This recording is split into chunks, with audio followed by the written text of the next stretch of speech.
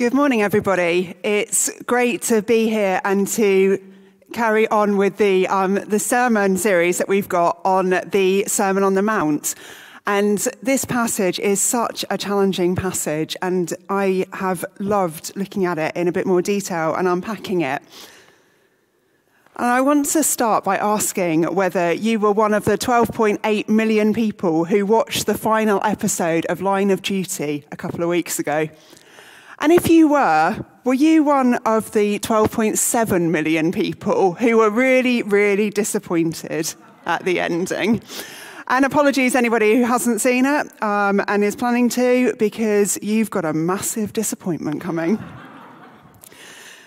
If you weren't a big fan of it, or if I'm about to ruin it for you, then imagine watching 6 series of a programme, investing your life in that programme, waiting to find out who the leader of a group of corrupt police officers is, to find out at the very end that it's not properly revealed.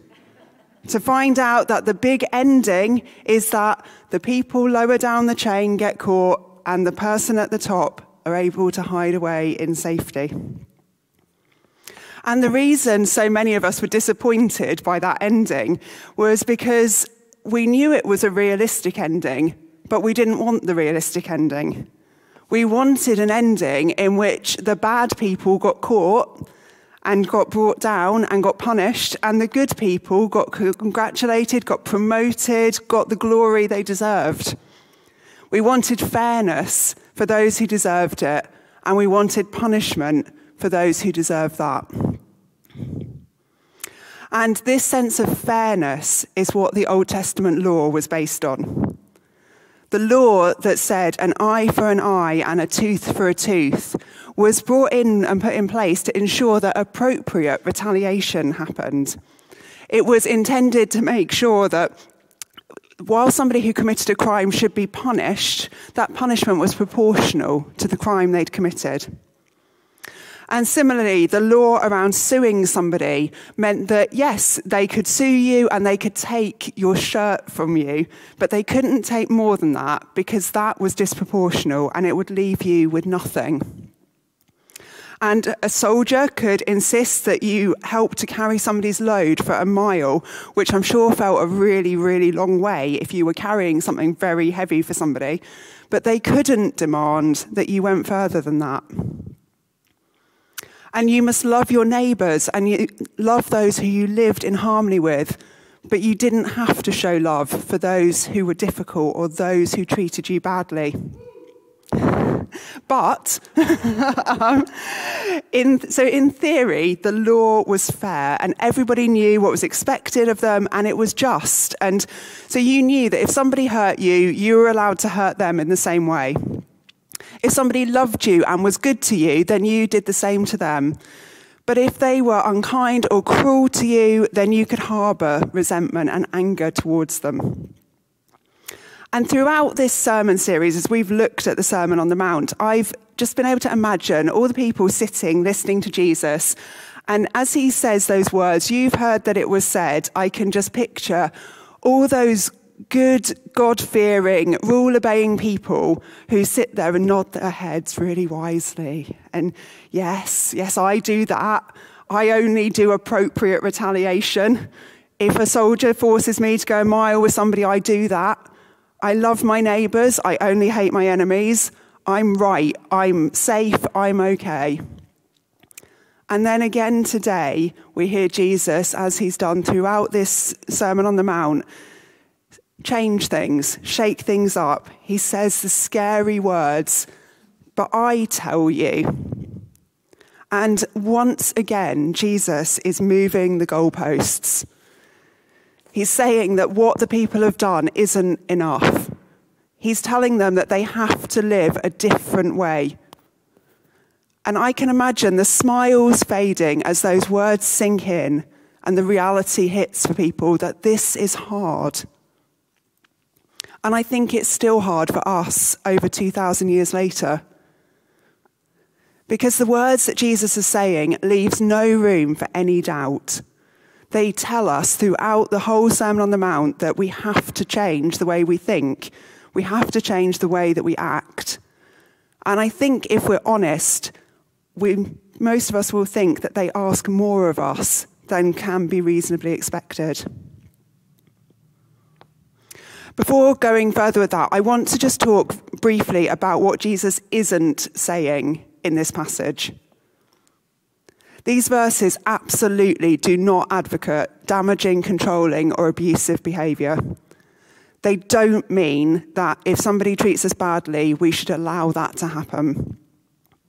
They don't mean that we need to become or stay close friends with people who treat us really painfully. They don't excuse wrong behaviour, and they don't say that it shouldn't be punished. There are still times, even in Jesus' words, in which we need to challenge people who do things which are hurtful or wrong. There are still times in which the best thing might be to cut contact with somebody. We still should obey the laws of our land, and that means that sometimes actions should be punished, and sometimes by law. So what is Jesus trying to prove in this? What does he want us to do? Because if the law was about fairness, why is he now changing those goalposts? And the answer, as it is throughout all of the Sermon on the Mount and all of Jesus' life, is love. Jesus came in love. Later on in Matthew's Gospel, when he's asked which of the commandments is greatest, he answers, "You shall love the Lord your God with all your heart and with all your soul and with all your mind. This is the greatest and the first commandment. And the second is like it. You shall love your neighbour as yourself." The whole of the teaching of the Sermon on the Mount is that people who follow Jesus need to live in a different way. And loving people is different. Love is a way that goes beyond the bare minimum, a way that makes us stand out, a way that means that other people notice us. And through loving people who've hurt us, even if that means that we have to change or break relationships, or even if we have to involve the police in situations, even if we can't have ongoing relationships with people, we can still treat them with love, and we'll still stand out from the rest of society. Because while the existing law might have been fair, fairness doesn't always go hand in hand with love. And without love, there's resentment, then there's retaliation, and then there's relationship breakdown. We see it all the time. We see it in small ways, like the family members who just won't speak anymore because of years of resentment over behaviour that both of them feel was wrong. We see it on a larger scale. We see the deathly destruction in Israel and Palestine and in Northern Ireland. And it's built on years and years and years of resentment and retaliation and a refusal to listen. Thousands of lives are lost and thousands more destroyed. But it's so different when people act with love, when they do turn the other cheek. After the tragic shooting at Sandy Hook Elementary School, Robbie Parker, whose 6-year-old daughter was murdered, gave a statement that said, "We'd like to offer our deepest condolences to all the families who were directly affected by this shooting. It's a horrific tragedy, and we want everybody to know that our hearts and our prayers go out to them. This includes the family of the shooter. And I can't imagine how hard this experience must be for you.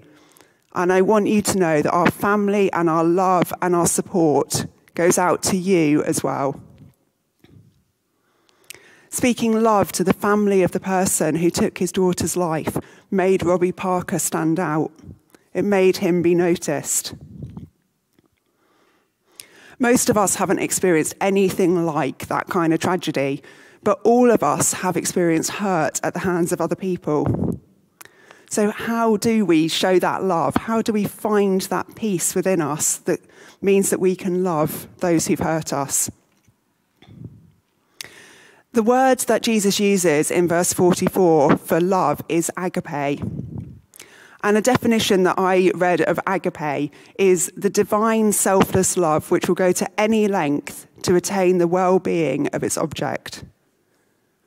Agape is a love that we work for rather than instinctively feel. It's a love that doesn't always come easily.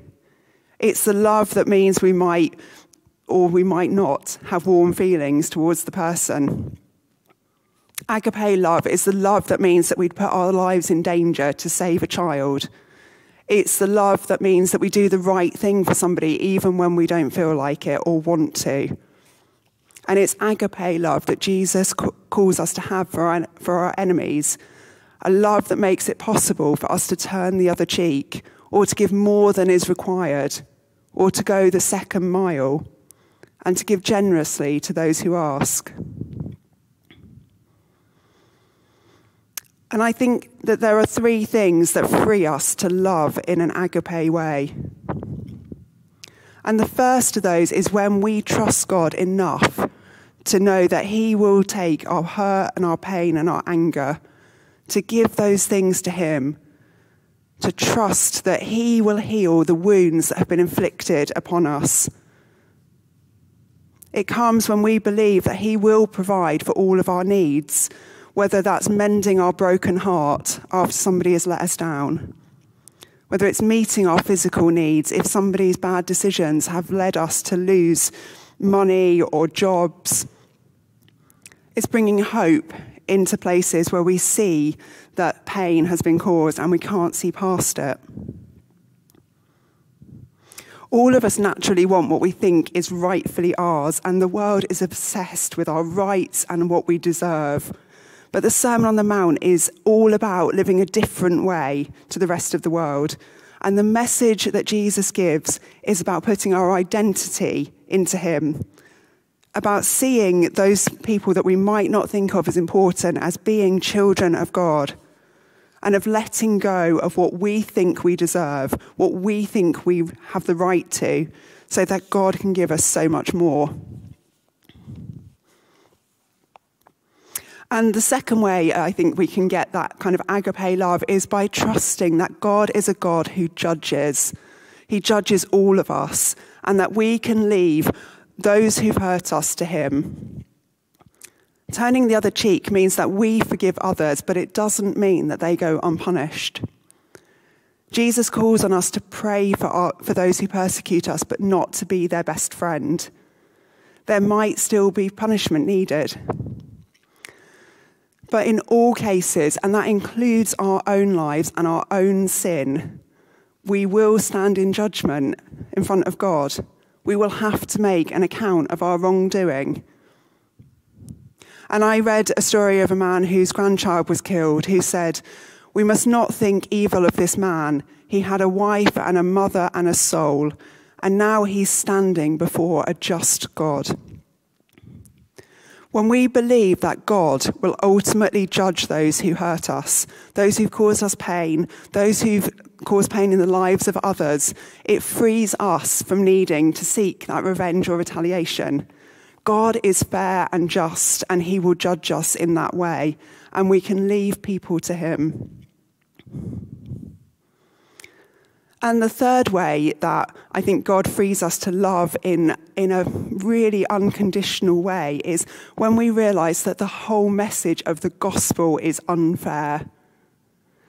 It's unfair, but we all benefit from that unfairness. Because throughout the whole of human history, throughout the Bible, all we see is God lavish love on people who don't deserve it.